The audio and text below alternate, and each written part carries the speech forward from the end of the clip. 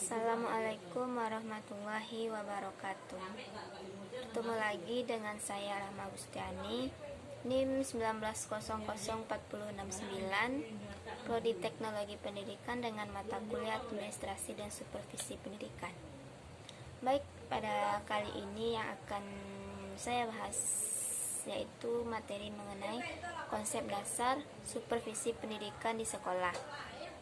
Supervisi, analoginya gini, terdiri dari dua kata, super and vision.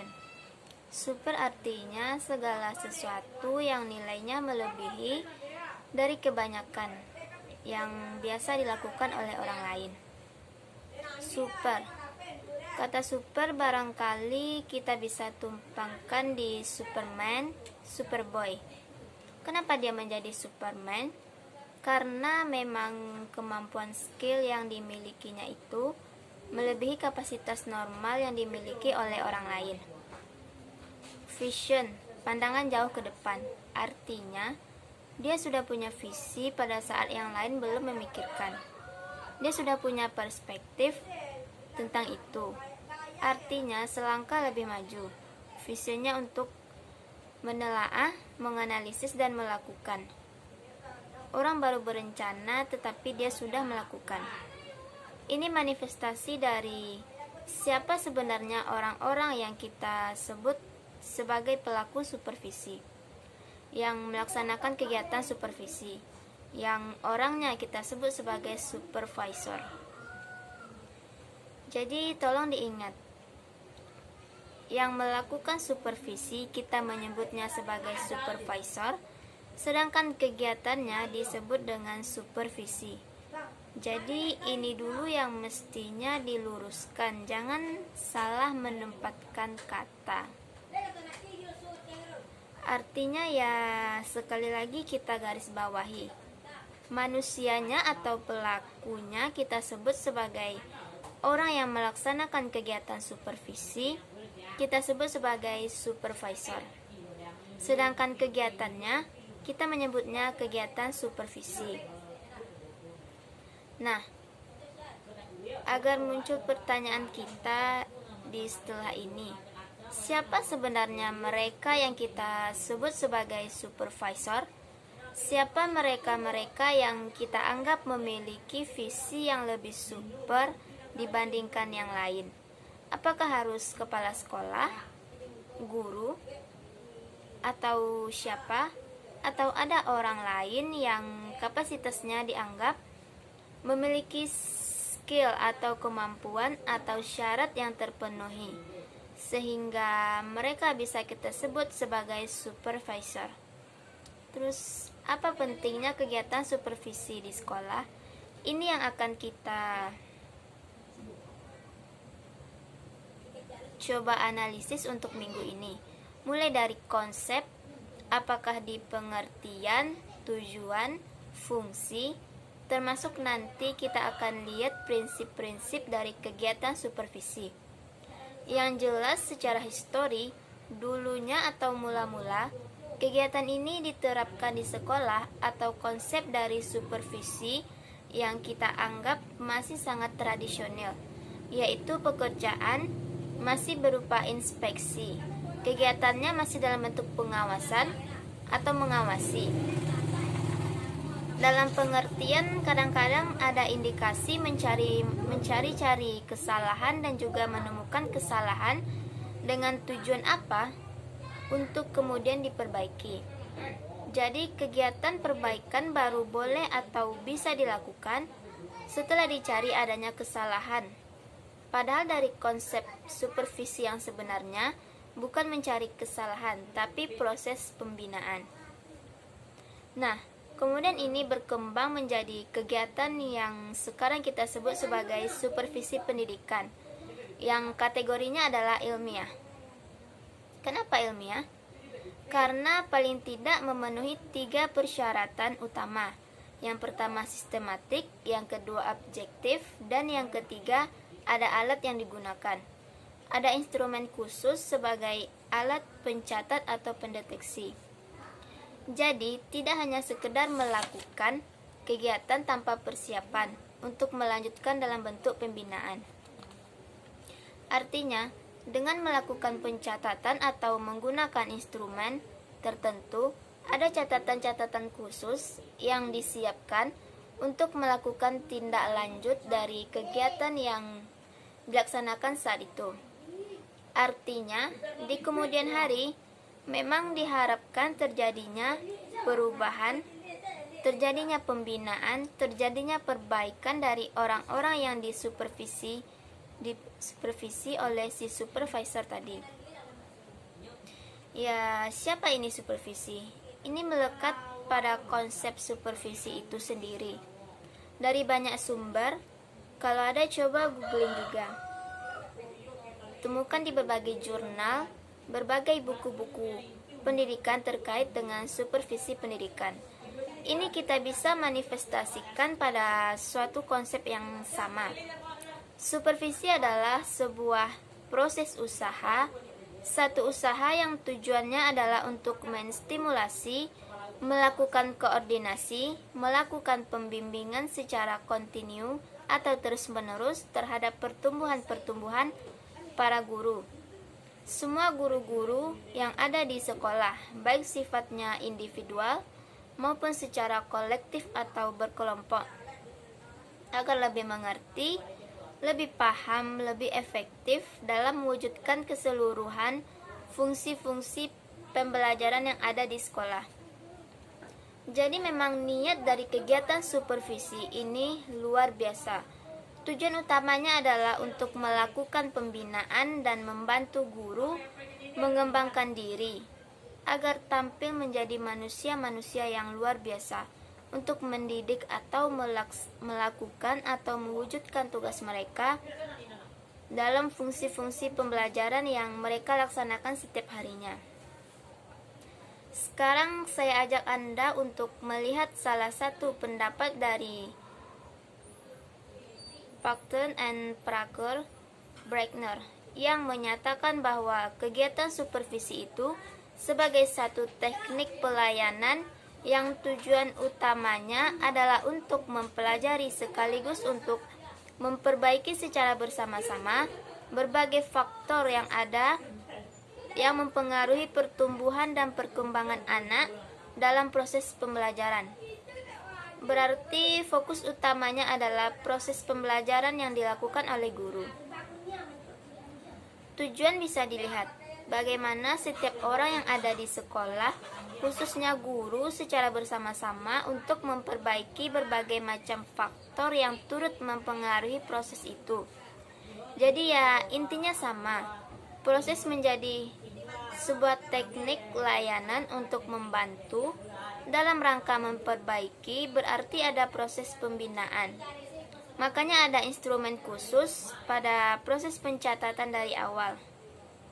Proses berjalan, perbaikan, ada tindak lanjut. Jadi, kegiatannya tidak sama lagi dengan kegiatan yang mungkin secara tradisional dulu pada saat histori munculnya kegiatan supervisi yang lebih dikenal sebagai istilah inspeksi, mengawasi dan mencoba mencari berbagai macam kesalahan. Ada indikasi seperti itu. Jadi sekarang tidak. Sekarang tujuan utamanya adalah untuk membina, semua terangkai dalam prospek untuk melihat, mempelajari semua proses itu, diikuti dengan kajian-kajian empirik. Apa tujuan dari supervisi pendidikan? Tujuannya jelas, untuk memberikan pelayanan, memberikan layanan dan bantuan. Jadi, memberikan layanan sekaligus bantuan untuk meningkatkan kapasitas, meningkatkan kualitas, meningkatkan kemampuan mengajar guru di sekolah atau di kelas. Jadi, fokus utamanya memang kepada guru. Perbaikan layanan, perbaikan kemampuan, perbaikan kapasitas, kualitas guru dalam proses pembelajaran di kelas. Domain. Salah satu yang menjadi sasaran menurut beberapa pakar terkait dengan supervisi pendidikan adalah 1. Mengembangkan kurikulum yang sedang dilaksanakan di sekolah. Dan yang kedua, mencoba meningkatkan berbagai macam proses pembelajaran yang ada di sekolah. Yang ketiga, mengembangkan seluruh staf yang ada di sekolah. Staf yang dimaksud ini adalah guru. Mereka yang bertugas sebagai ujung tombaknya pembelajaran yang ada di kelas. Jadi dengan mengindikasikan bahwa guru adalah manusia-manusia, memiliki kelemahan, keterbatasan, maka guru berhak mendapatkan layanan untuk dibantu, untuk proses mengembangkan kemampuan dan skill mengajar di kelas. Sehingga apa? Dampaknya menjadi luar biasa baik untuk proses dan untuk peserta didik. Sekarang kita lihat berbagai prinsip dari kegiatan supervisi pendidikan. Banyak sekali prinsip yang sebenarnya mesti dipenuhi dalam setiap kegiatan supervisi pendidikan yang ada di sekolah. Di antaranya beberapa pendapat ahli mengatakan bahwa ada 4 prinsip utama. Yang pertama disebut dengan scientific atau prinsip ilmiah. Artinya sangat-sangat realistik, sangat empirik. Data-datanya berdasarkan data yang sebenarnya, sangat ilmiah sebenarnya. Artinya persoalan-persoalan yang dikaji yang akan dibantu, yang akan dianalisis bersama dalam rangka membantu guru meningkatkan, memperbaiki kualitas kehidupannya, kualitas atau kemampuan skillnya dalam proses pembelajaran di sekolah. Itu memang didesain, dibina berdasarkan fakta-fakta lapangan. Yang kedua, prinsip demokratis. Prinsip demokratis dalam pengertian bahwa itu dilakukan, bahwa kegiatan supervisi dilakukan kepada semua orang yang sifatnya sama. Karena setiap orang memiliki hak untuk mendapatkan layanan serupa. Artinya mereka diberikan hak untuk menerima atau justru kadang-kadang bisa menolak. Ketika diberikan bantuan untuk diberikan layanan kegiatan supervisi.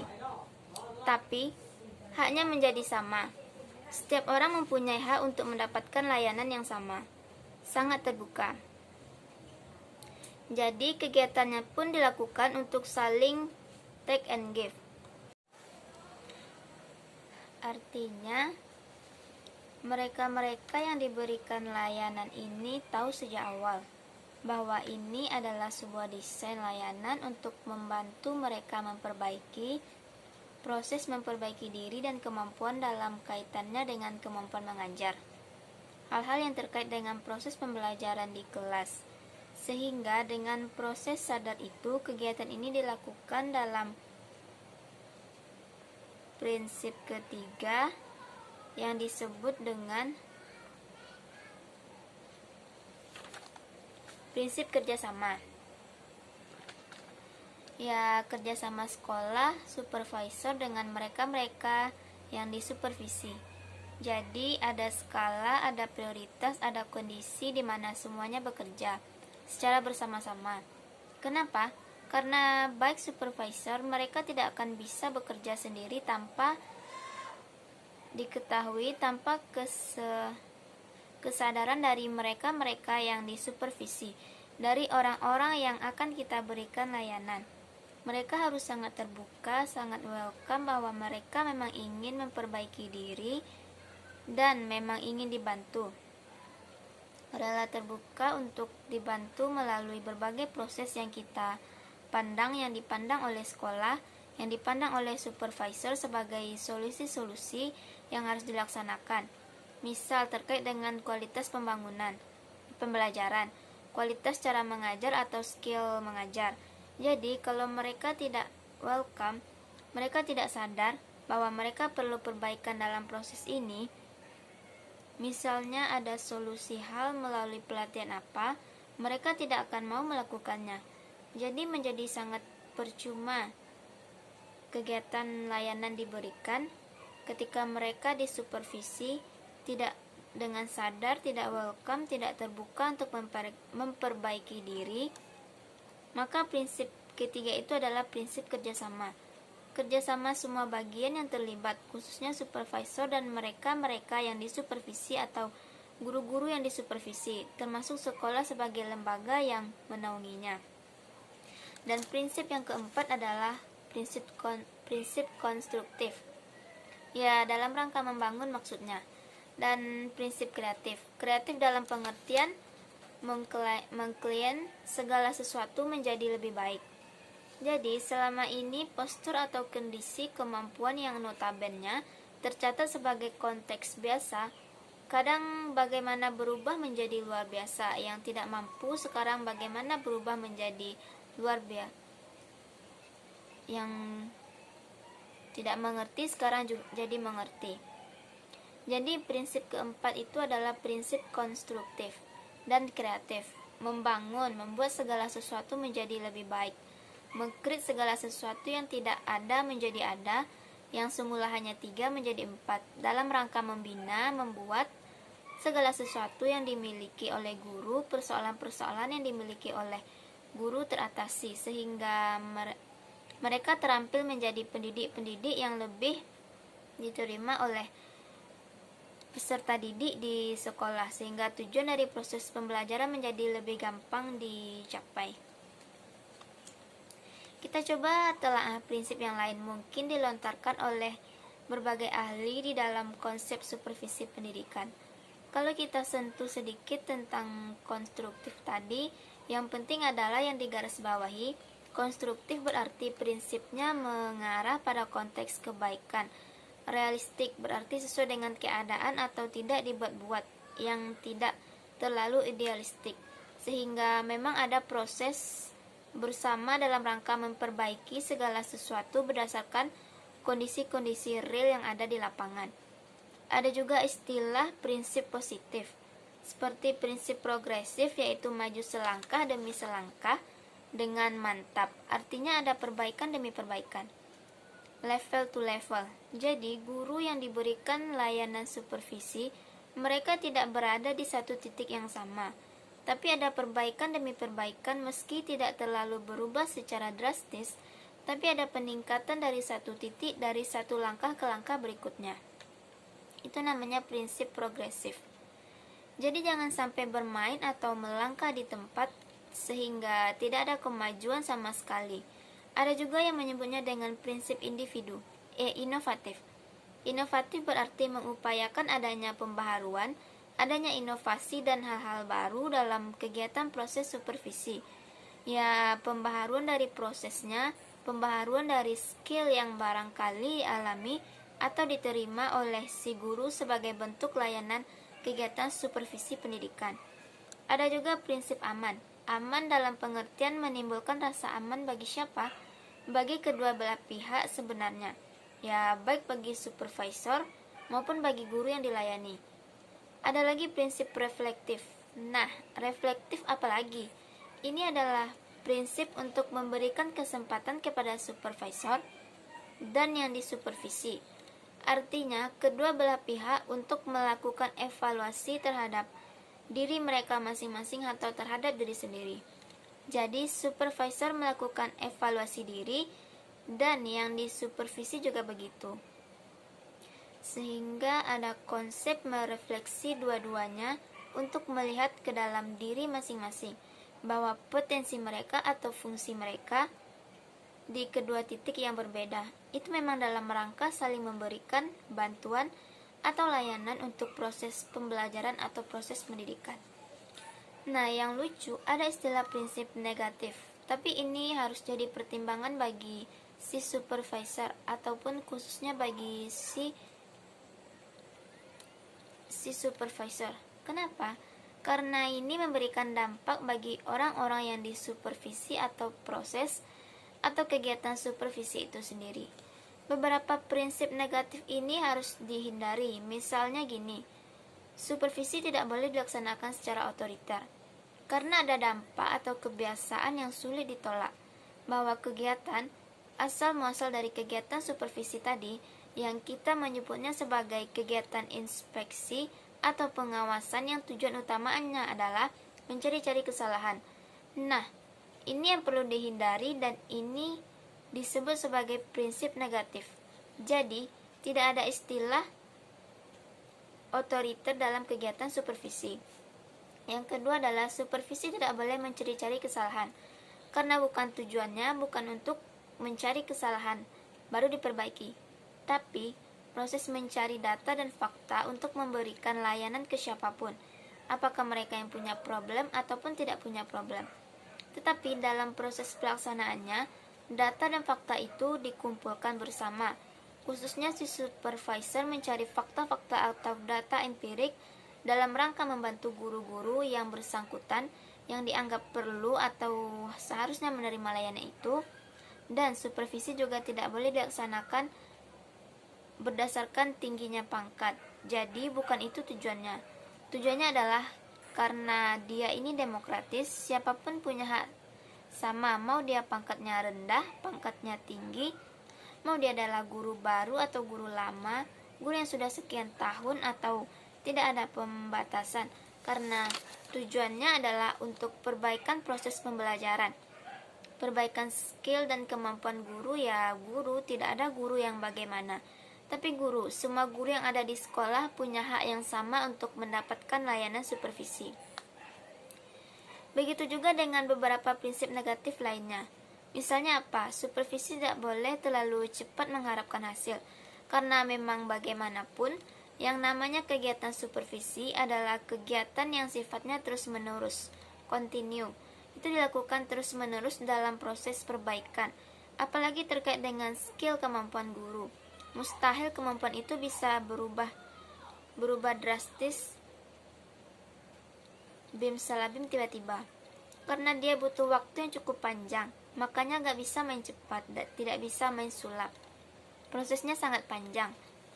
Maka diperlukan instrumen khusus, proses pencatatan sampai di mana dan gimana tindak lanjutnya, seberapa lama dibutuhkan waktu, kemudian proses nantinya, tahun berikutnya gimana. Apakah masih dengan orang yang sama atau bagaimana? Perlu peningkatan atau ada solusi lain yang seharusnya dilakukan atau bagaimana? Nah, ini termasuk dalam prinsip-prinsip negatif yang sebenarnya harus dihindari. Supervisi juga tidak boleh lepas dari tujuan pembelajaran, karena ikal akhir dari kegiatan layanan ini memang diberikan untuk perbaikan tujuan layanan pembelajaran, dan supervisi juga tidak boleh memperhatikan hal-hal kecil dalam mengajar guru, sehingga pada akhirnya bisa membelokkan maksud dari supervisi. Secara umum, garis besarnya seperti apa? Jadi, banyak sekali kondisi-kondisi atau prinsip-prinsip negatif selama ini dilaksanakan atau dilakukan, dan ini harusnya dihindari. Maka kita menyebutnya sebagai prinsip-prinsip negatif.